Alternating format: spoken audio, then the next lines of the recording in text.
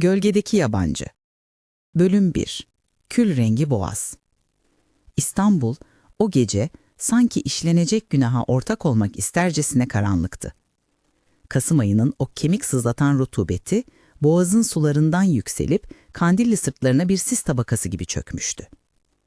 Başkonser Agah, 1974 model şarbulesinin silecekleri cama her vurduğunda çıkan o tiz sesten nefret ediyordu. Ama arabayı değiştirmemekte inatçıydı. Yan koltukta oturan genç yardımcısı komiser Defne, tabletinin ışığı yüzüne vururken dosyayı okuyordu. "Maktulün adı Demirkan Soylu," dedi Defne, gözlerini ekrandan ayırmadan. 72 yaşında. Soylu Holding'in kurucusu ve yönetim kurulu başkanı. Ülkenin en zengin 10 isminden biri.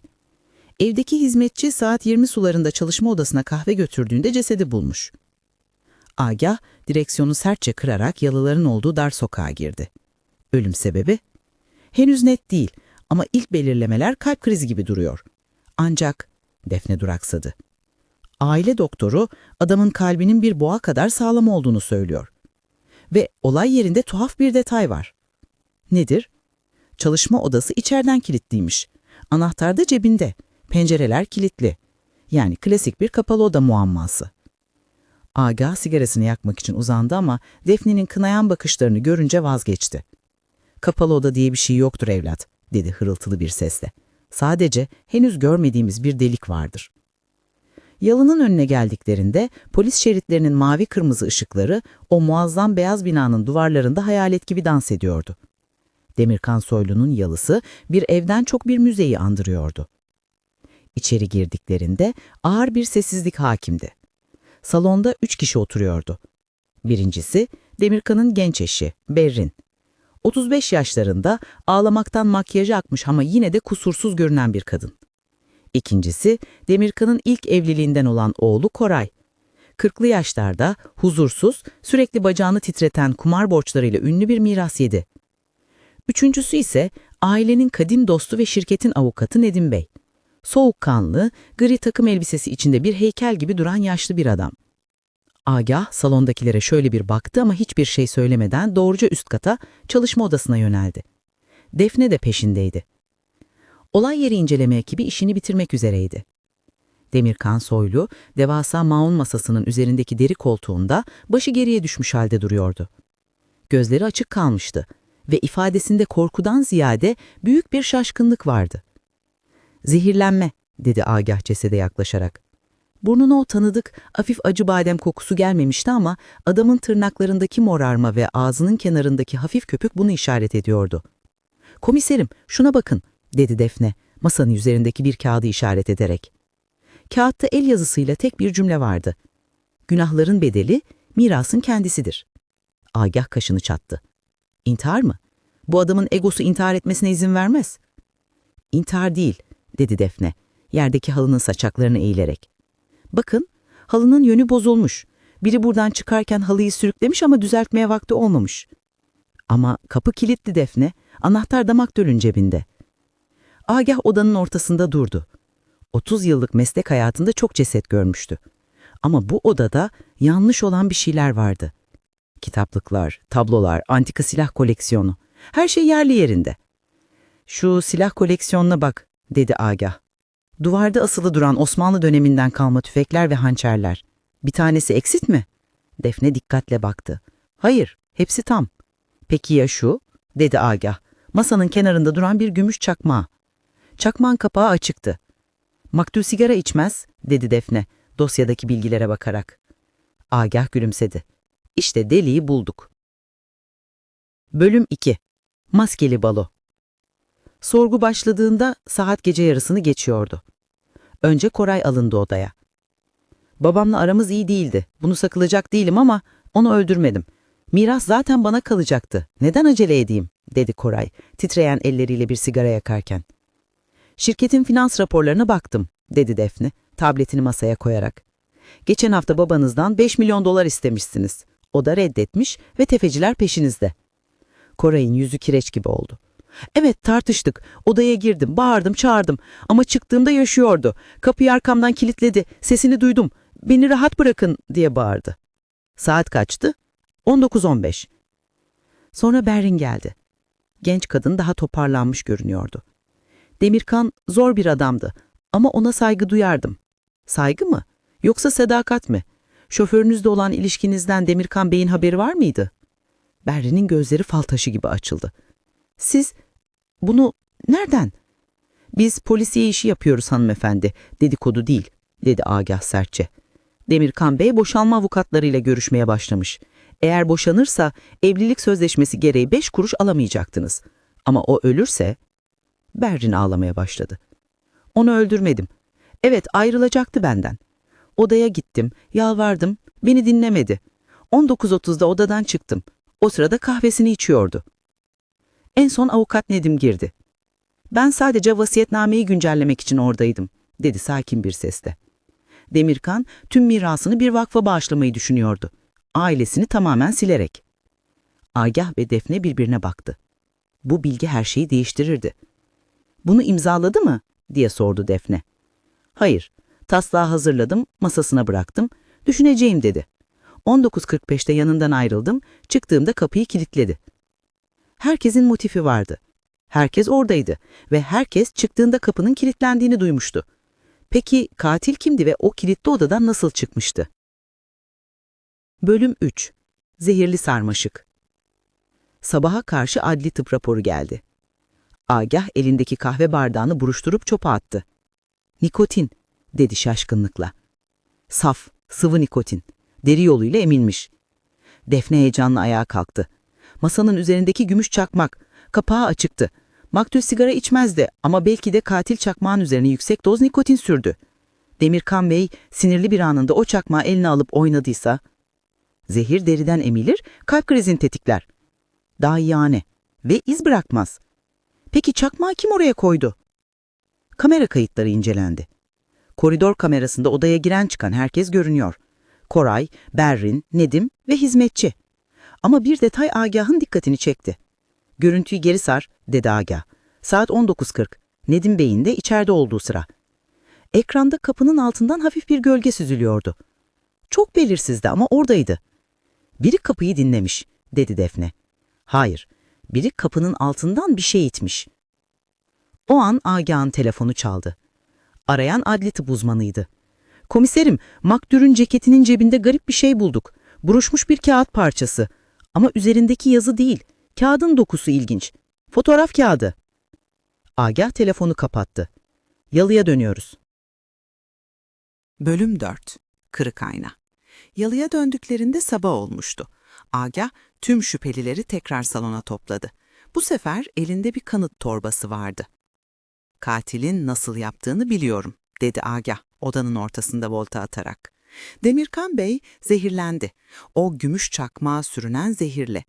Ama asıl soru kapının nasıl kilitlendiğiydi. Agah kanıt torbasından ince bir misina ipi ve bir fotoğraf kağıdı parçası çıkardı. Klasik bir numara, dedi Koray'a bakarak. Anahtarı içeride bırakıp kapıyı dışarıdan kilitlemek için kullanılan bir düzenek. Anahtarı kapı deliğine sokarsınız. Ucuna bağladığınız misinayı kapının altından çekersiniz. Anahtar döner, kapı kilitlenir, sonra misinayı çekip alırsınız. Bu numarayı sadece mühendislik zekası olan biri yapabilir, dedi Defne. Agah, avukat Nedim'e döndü. Nedim Bey, eskiden makine mühendisiydiniz değil mi? Hukuk fakültesini sonradan okudunuz. Nedim'in yüzündeki renk çekildi. Bu bir saçmalık. Neden yapayım? Çünkü o vasiyetname imzalanırsa sizin şirketteki örtülü ödenekler, zimmetinize geçirdiğiniz paralar ortaya çıkacaktı. Vakıf denetçileri her şeyi didik didik edecekti. Demirkan Bey aileyi sildiğini sanırken aslında sizin sonunuzu hazırlıyordu. Agah masaya bir dosya fırlattı. Dün gece Defne sabaha kadar uyumadı ve sizin offshore hesaplarınızı buldu. Salonda bir sessizlik oldu. Nedim yavaşça ayağa kalktı, yüzündeki maske düşmüş, yerini çaresiz bir öfkeye bırakmıştı. O adam bir şeytandı. 40 yılımı verdim ona. Beni bir köpek gibi kapının önüne koyacaktı. Evet yaptım. Çakmağı zehri sürdüm. Çıkarken de kapıyı o düzenekle kilitledim. Defne hemen atıldı ve Nedim'in bileklerine kelepçeyi geçirdi. Bitti komiserim. Harika bir işti. Agah yorgun bir şekilde koltuğa çöktü. Götürün. Polisler Nedim'i götürürken Berrin ve Koray şaşkınlık içindeydi. Dava çözülmüştü. 30 dakikalık bir okumanın klasik bir polisiye finali gibi duruyordu her şey. Ama Agah huzursuzdu. Bölüm 5. Son perde. Herkes gittikten sonra Agah Demirkan Soylu'nun çalışma odasına tekrar çıktı. Yağmur yeniden başlamıştı. Defne kapıda belirdi. "Gidiyor muyuz komiserim? Raporu yazmam lazım." Agah cevap vermedi. Masanın başındaki sandalyeye oturdu. Gözleri duvardaki silah koleksiyonuna dikilmişti. "Defne," dedi Agah. Sesi çok kısık çıkıyordu. Nedim kapıyı misinayla kilitlediğini itiraf etti. "Evet komiserim. Ama bir sorun var. Kapı kilidi eski tip bir kilit değil. Bu yalı restore edilirken kilitler de değişmiş. Bu kapıdaki kilit topuzlu kilit sistemi. Yani anahtar deliği dönen cinsten değil. Anahtar sadece dili hareket ettiriyor. Misina tekniği bu kapıda iş yaramaz." Defne'nin yüzündeki gülümseme dondu. Belki Nedim yalan söylüyordur. Belki başka bir teknik kullandı. "Hayır," dedi Agah. Nedim yalan söylemedi. O kapıyı kilitlediğini sandı. Düzeneyi kurdu, ipi çekti ve kapının kilitlendiğini düşündü. Ama aslında kapı kilitlenmemişti. Agah ayağa kalktı ve Defne'ye doğru yürüdü. "Kapı kilitli değildi Defne." Nedim çıktıktan sonra içeri biri daha girdi. O kişi Nedim'in zehirli çakmağını kullanarak ölen adamın yanına geldi. Kapıyı içeriden gerçekten kilitledi ve sonra Agah duraksadı. Gözleri Defne'nin gözlerinin içine bakıyordu ve sonra polisler geldiğinde o kişi zaten içerideydi, saklanıyordu. Defne bir adım geri çekildi. Eli belindeki silahına gitti ama durdu. "Komiserim, ne ima ediyorsunuz? Odayı aradık, kimse yoktu." "Odaya ilk giren kimdi Defne?" "Hizmetçi, sonra biz." "Hayır," dedi Agah. "Ben aşağıda aileyi tutarken yukarı ilk sen çıktın. Güvenliği sağlayacağım dedin. O 3 dakikalık boşlukta odada saklanan kişiyi dışarı çıkardın mı? Yoksa..." Agah'ın sesi titredi. "Yoksa odada saklanan kişi zaten sen miydin?" Odanın havası bir anda buz kesti. Dışarıdaki gök gürültüsü içerideki gerilimi bastıramıyordu. Defne o masum, çalışkan stajyer ifadesini yavaşça sildi. Yüzüne Agah'ın daha önce hiç görmediği buz gibi ruhsuz bir ifade yerleşti. "Çok zekisin Agah abi," dedi. Sesi artık saygılı değil, alaycıydı. "Emekliliğin gelmiş ama hala zehir gibisin." "Neden? Neden Demirkan Soylu?" Defne masaya yaklaştı, Demirkan'ın cesedinin kaldırıldığı boş koltuğa dokundu. "Soylu Holding'in sosyal sorumluluk projelerini hatırlıyor musun Agah? 15 yıl önce kapattıkları o yetimhaneyi, Umut Işığı Yetimhanesi." Agah hatırlıyordu. O dosyayı kendisi kapatmıştı, delil yetersizliğinden. Yetimhanedeki çocukların istismar edildiği iddiaları vardı ama Demirkan Soylu'nun avukatları, Nedim de dahil her şeyi örtbas etmişti. "Ben o yetimhanedeydim Agah." Gözleri dolmadı, aksine ateş saçıyordu. "Kardeşim de oradaydı, o intihar etti. Ben ise hayatta kaldım, sadece tek bir amaç için. Hukuk okumak, polis olmak ve bu odaya bu an için gelebilmek için." "Nedim'i sen mi yönlendirdin?" "Nedim zaten hırsızdı. Ona anonim mailler atarak Demirkan'ın onu kovacağını fısıldadım. O aptal zehri hazırladı. Ama cesareti yoktu. Sadece korkutmak istiyordu belki de. O çıktıktan sonra ben girdim. O sırada hizmetçi kahveyi getirmek üzereydi. Saklandım. Hizmetçi cesedi bulup çığlık atınca karmaşadan faydalanıp koridora çıkıp ben geldim diyerek rolüme başladım. Aslında saatlerdir o dolabın içindeydim." Agah silahına elini atmadı. Sadece büyük bir üzüntüyle baktı. "Beni de kullandın.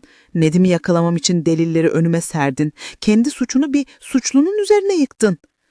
"Adalet, Agah abi, senin 15 yıl önce sağlayamadığın adaleti ben sağladım. Demirkan öldü. Nedim hapise girecek. Kötüler kaybetti. Peki sen?